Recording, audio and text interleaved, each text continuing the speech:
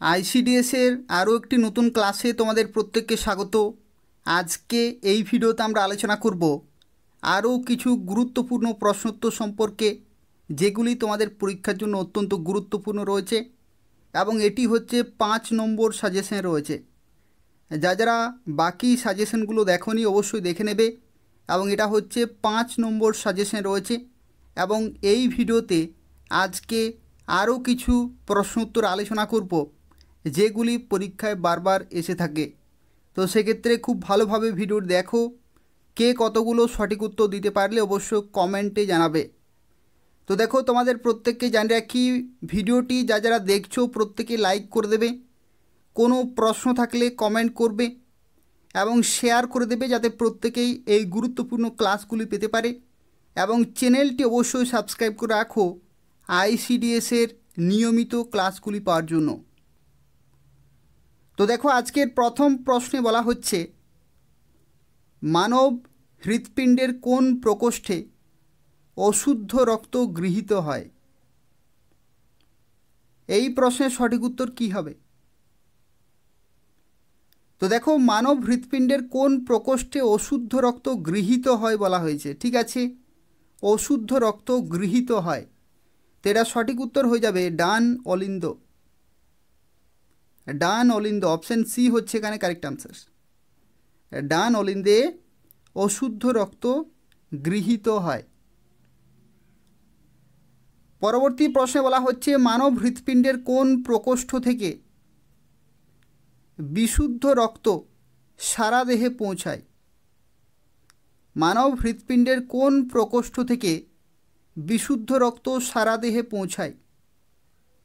এটা সঠিক উত্তর হয়ে যাবে বাম নিলয়। বাম নিলয়। অবশ্যই তোমরা মনে রাখবে, এই যে দুটি প্রশ্ন রয়েছে, এই দুটি প্রশ্নই কিন্তু গুরুত্বপূর্ণ রয়েছে। যদি তোমাদের বলা হয় অশুদ্ধ রক্ত গৃহীত হয়, তাহলে হবে ডান অলিন্দ। ঠিক আছে, ডান অলিন্দ। আর যদি তোমাদের বলা হয় যে বিশুদ্ধ রক্ত সারা দেহে পৌঁছায় কোন প্রকোষ্ঠ থেকে, তাহলে হয়ে যাবে বাম নিলয়। ঠিক আছে, অপশান বি হচ্ছে এই প্রশ্নের কারেক্ট আনসার। অবশ্যই এই দুটি প্রশ্ন মনে রাখবে, খুবই গুরুত্বপূর্ণ রয়েছে, পরীক্ষায় কিন্তু বারবার এসে থাকে। পরবর্তী প্রশ্নে বলা হচ্ছে, রক্ত তঞ্চনের জন্য দায়ী রক্ত কণিকা কোনটি? এটিও আরও একটি গুরুত্বপূর্ণ প্রশ্ন। যতগুলি প্রশ্ন শেয়ার করে দিচ্ছি তোমাদের পরীক্ষার জন্য খুবই গুরুত্বপূর্ণ রয়েছে, এগুলি বারবার প্র্যাকটিস করবে। রক্ত তঞ্চনের জন্য দায়ী রক্ত কণিকা কোনটি? এটা কারেক্ট আনসার হয়ে যাবে থ্রোম্বোসাইট। থ্রোম্বোসাইট, অপশান এ হচ্ছে এখানে কারেক্ট আনসার। পরের প্রশ্ন আরও একটি গুরুত্বপূর্ণ প্রশ্ন, মানুষের রক্তে রক্তরস থাকে কত শতাংশ? রক্তরস থাকে কত শতাংশ? এটা সঠিক উত্তর হবে 55%। 55%, 55%। অপশান সি হচ্ছে এখানে কারেক্ট আনসার। পরের প্রশ্ন, মানুষের রক্তে রক্তকণিকা থাকে কত শতাংশ? রক্তকণিকা থাকে কত শতাংশ? এটা সঠিক উত্তর হয়ে যাবে 45% বা 45%। 45%, অপশান এ হচ্ছে এখানে কারেক্ট আনসার। এগুলো অবশ্যই তোমরা মনে রাখবে। পরবর্তী প্রশ্ন, মানুষের রক্তরসের মধ্যে জল থাকে কত শতাংশ? জলের পার্সেন্টেজ কত মানুষের রক্তরসে? এটা সঠিক উত্তর হয়ে যাবে 90%। 90% জল থাকে, অপশান ডি হচ্ছে এখানে কারেক্ট আনসার। পরের প্রশ্ন আরও একটি গুরুত্বপূর্ণ প্রশ্ন রয়েছে, মানুষের স্বাভাবিক হৃদস্পন্দনের হার কত? মানুষের স্বাভাবিক হৃদস্পন্দনের হার কত? তোমরা যারা ভিডিওর দেখছো প্রত্যেকে লাইক করে দেবে, এবং নিয়মিত ক্লাসগুলি পাওয়ার জন্য অবশ্যই চ্যানেলটি সাবস্ক্রাইব করে রাখো এবং নিয়মিত ফলো করতে থাকো। দেখো, এই প্রশ্নের সঠিক উত্তর হয়ে যাবে 70 থেকে 80 বার। 70 থেকে 80 বার মানুষের স্বাভাবিক হৃদস্পন্দনের হার হচ্ছে 70 থেকে 80 বার। পরবর্তী প্রশ্ন, সাধারণ অবস্থায় রক্তরসের পিএইচ কত? সাধারণ অবস্থায় রক্তরসের পিএইচ কত? এটা অনেকেই জানো, 7.3 থেকে 7.4, 7.3 থেকে 7.4। পরবর্তী প্রশ্নে বলা হচ্ছে রক্তরসে উপস্থিত অপ্রোটিন নাইট্রোজেন কোনটি? রক্তরসে উপস্থিত অপ্রোটিন নাইট্রোজেন কোনটি? এটা সঠিক উত্তর কি হবে? ক্রিয়েটিনিন। ক্রিয়েটিনিন, অপশন এ হচ্ছে এখানে কারেক্ট অ্যান্সার। পরবর্তী প্রশ্ন, লোহিত রক্তকণিকা তৈরির পদ্ধতিকে কি বলে? লোহিত রক্তকণিকা তৈরির পদ্ধতিকে কি বলে? কি বলা হয়? এরিথ্রোপয়েসিস। এরিথ্রোপয়েসিস, অপশন বি হচ্ছে এখানে কারেক্ট আনসার। অবশ্যই তোমরা মনে রাখবে। পরবর্তী প্রশ্ন, এই প্রশ্নটির উত্তর কিন্তু অবশ্যই তোমরা মনে রাখবে, পরীক্ষায় আসে। লোহিত রক্তকণিকার আয়ু কত? কারা জানো লোহিত রক্তকণিকার আয়ু কত? এটা সঠিক উত্তর হয়ে যাবে 120 দিন। লোহিত রক্তকণিকার আয়ু হচ্ছে 120 দিন। পরবর্তী প্রশ্ন, মানবদেহের রক্তে লোহার সর্বাধিক পরিমাণ কত? মানবদেহের রক্তে লোহার সর্বাধিক পরিমাণ কত? কত গ্রাম? 3 গ্রাম। 3 গ্রাম, অপশন বি হচ্ছে এখানে কারেক্ট আনসার। পরবর্তী আরও একটি গুরুত্বপূর্ণ প্রশ্ন রয়েছে, স্ত্রীলোকের রক্তে প্রতি ঘন মিলিলিটারে লোহিত রক্তকণিকা কত? স্ত্রীলোকের রক্তে প্রতি ঘন মিলিলিটারে লোহিত রক্তকণিকা কত? এটা সঠিক উত্তর হয়ে যাবে 45 লক্ষের মতো। 45 লক্ষের মতো, অপশন সি হচ্ছে এখানে কারেক্ট আনসার। পরবর্তী প্রশ্ন বলা হচ্ছে কোন শ্বেত রক্ত কণিকার নিউক্লিয়াস বৃক্কাকৃতির? কি হবে কারেক্ট আনসার?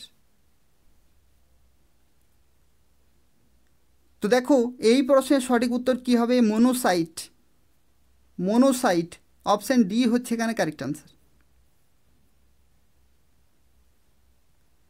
15 নম্বর প্রশ্নটি আরও একটি গুরুত্বপূর্ণ প্রশ্ন, এটাও কিন্তু তোমরা মনে রাখবে। শ্বেত রক্ত কণিকার মধ্যে দানাদার শ্বেত রক্ত কণিকা কত? অর্থাৎ দানাদার শ্বেত রক্ত কণিকার পার্সেন্টেজ কত? এটা সঠিক উত্তর হয়ে যাবে 75%, 75%। পরবর্তী প্রশ্ন, শ্বেত রক্ত কণিকার মধ্যে দানাবিহীন, এখানে কিন্তু বলা হয়েছে দানাবিহীন শ্বেত রক্ত কণিকা কত? তো দানাবিহীন হবে 25%। ঠিক আছে, দেখো আগের প্রশ্নে কি বলা হয়েছিল? আগের প্রশ্নে বলা হয়েছে দানাদার, তো দানাদার বলা হলে 75%। ঠিক আছে, আর যদি বলা হয় দানাবিহীন, যদি বলা হয় দানাবিহীন তাহলে 25%।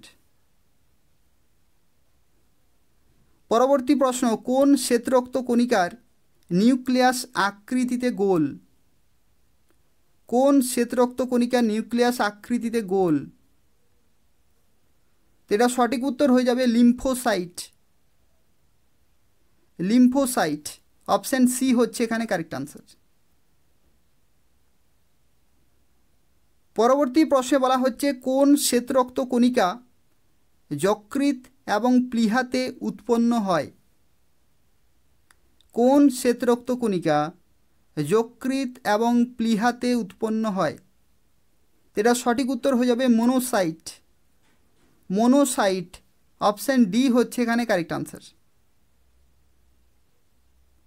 19 নম্বর প্রশ্নে দেখো বলা হচ্ছে অ্যালার্জি প্রতিরোধে অংশগ্রহণকারী শ্বেত রক্তকণিকা কোনটি? অ্যালার্জি প্রতিরোধে অংশগ্রহণকারী শ্বেত রক্তকণিকা কোনটি? সঠিক উত্তর হয়ে যাবে ইওসিনোফিল।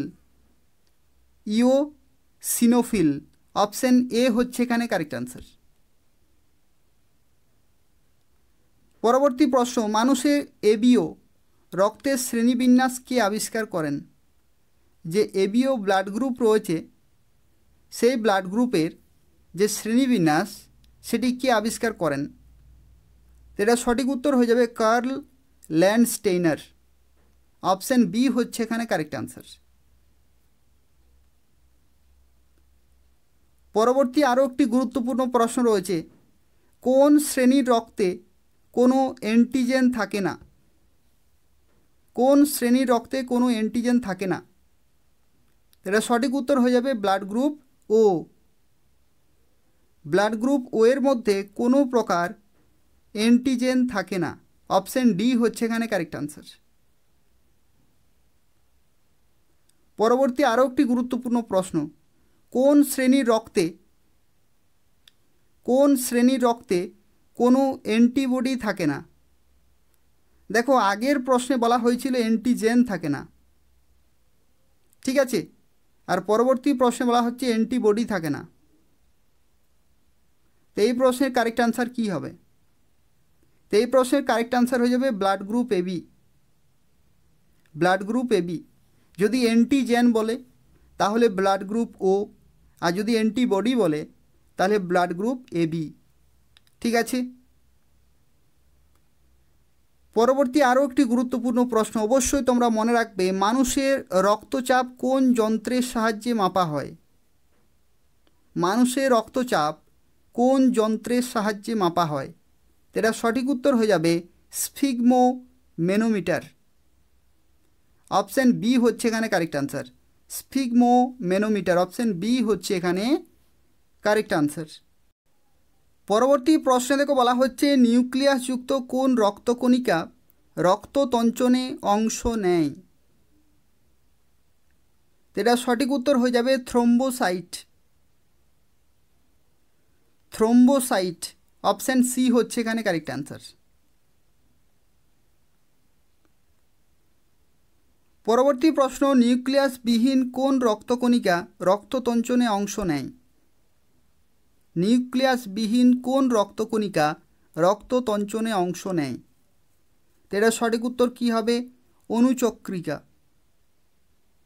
অনুচক্রিকা, অপশান ডি হচ্ছে এখানে কারেক্ট আনসার। পরের প্রশ্ন, মানবদেহের কোন অঙ্গে ইউরিয়া উৎপন্ন হয়? ইউরিয়া উৎপন্ন হয় কোন অঙ্গে? আরও একটি গুরুত্বপূর্ণ প্রশ্ন রয়েছে, তো এই প্রশ্নের সঠিক উত্তর কী হবে? যকৃৎ।